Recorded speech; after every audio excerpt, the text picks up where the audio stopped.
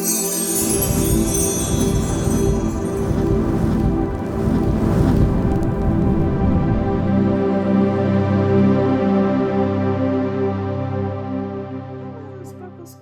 is Monica, and I am going to show you how I'm making some earrings to go along with a beautiful necklace that I'm doing for a bead soup swap. This is where I'm showing the jewelry that I've made from that bead soup swap. If you've seen parts 1 and 2, you already know the kinds of beads that I sent and what I received. So now I'm just trying to make something with that. So tonight I'm making some earrings to go along with this necklace over here, and I'll show that to you in a minute.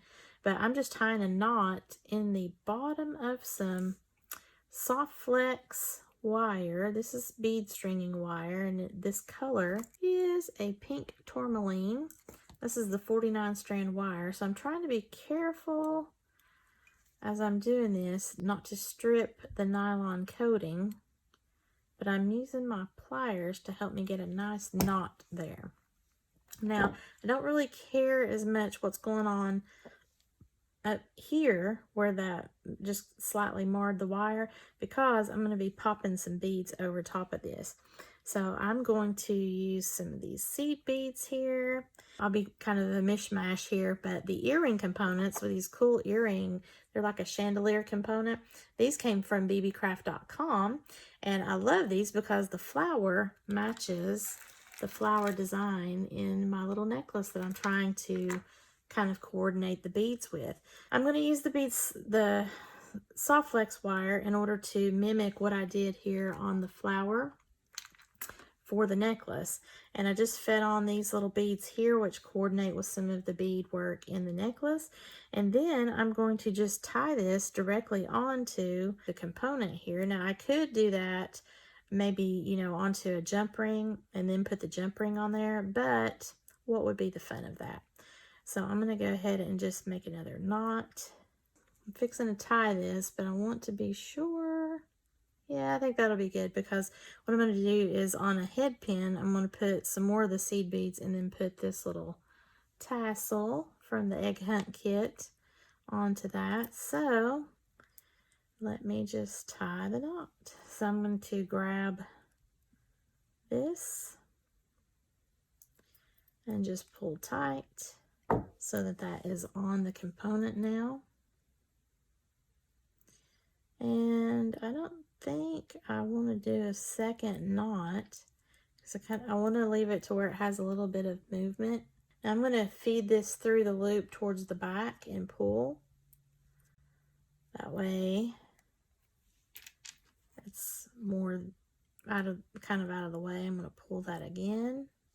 And then I'm just going to take my cutters, my flush cutters, and cut the excess off. Now I could hit that with a little bit of glue so that that knot won't work its way out, but I did pull it pretty tight with the pliers. So if you have any glue, like I've got some super new glue, it's a liquid, and then you just kind of lightly touch it with a sharp, like a toothpick or something right there in that knot, and then it binds itself to everything. So I might do that just, you know, to be on the safe side. But I'm going to make another one of these for the other side here. And I might alternate my seed bead color.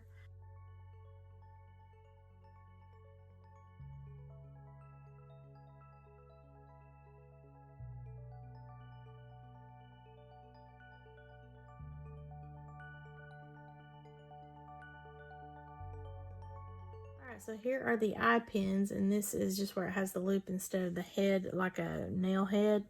Okay, so I'm going to go ahead and put my beads back on. So if I make a loop there and then this hangs down, that's kind of what I'm going for. So I'm just going to come down about 1/4 of the way, push this over to make a 90-degree bend, reposition my plier to where it's right side up, pull up, over, and down, and then take that out, put it on the bottom loop. And right here is where I could do a wrapped loop, but I don't want to do that just yet. I am going to, however. So I can take this off, slide this onto the component, and I might need to pull that out just a little bit more so I've got room. Okay, so now that's on. Now I can pull this.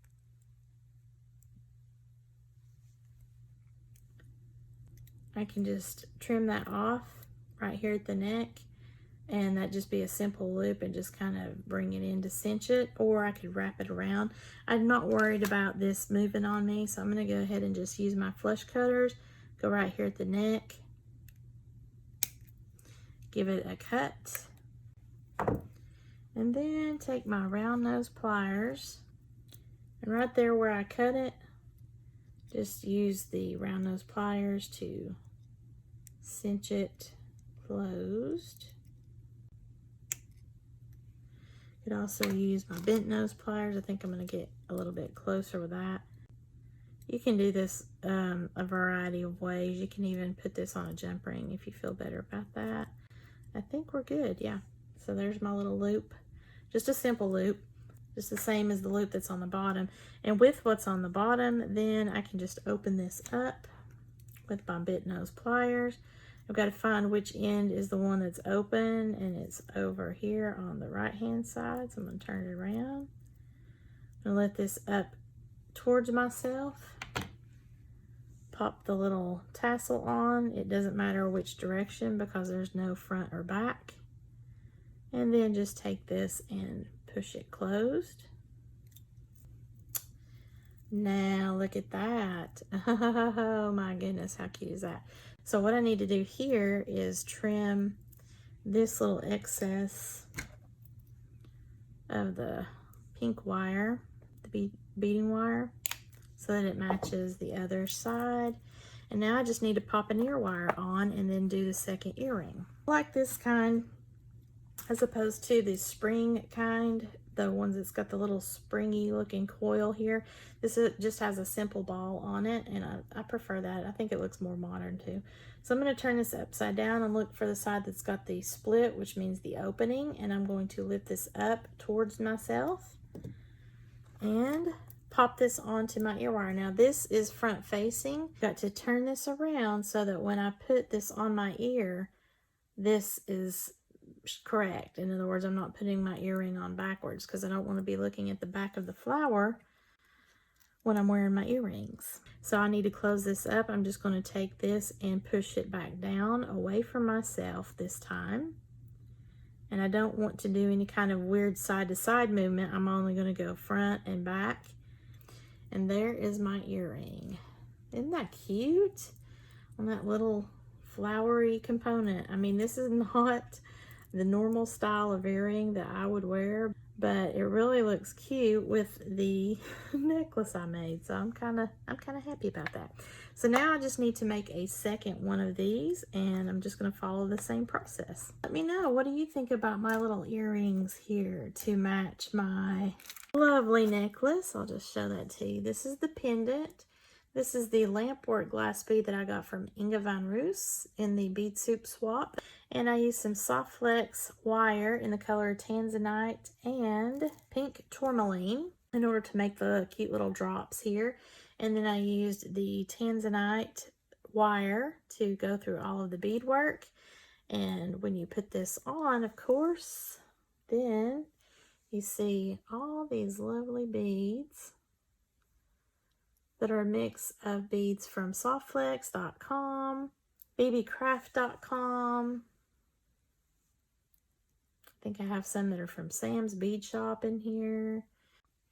So that is today's beading tutorial for these lovely little floral earrings. I think they turned out so cute, and they are going to work beautifully with my flower necklace here using my little lampwork glass bead. I just love that bead. That is such a beautiful bead. This necklace is versatile because I can take this off at any time and put it on my purse.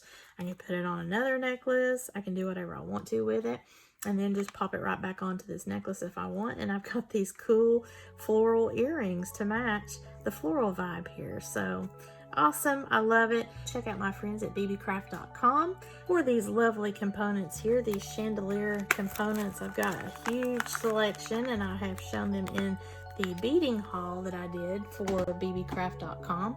Again, I am a part of the Beebeecraft YouTube program, so if you have more than 100 subscribers on your YouTube channel and you're interested in any kind of crafting supplies, check out beebeecraft.com link that I will have below in my description and go apply to become a member with them for the YouTube program. Then you'll be able to get some cool components and beads and other crafting supplies too, and can make your own videos. They require that you do a haul video and 2 tutorials. Leave me a thumbs up if you like this video and a comment if you have any questions or suggestions for me. I love to hear from you. Share this to any of your jewelry making friends that might enjoy this. Subscribe to my channel if you've not already done so, and have a sparkle-tastic day, y'all. Bye!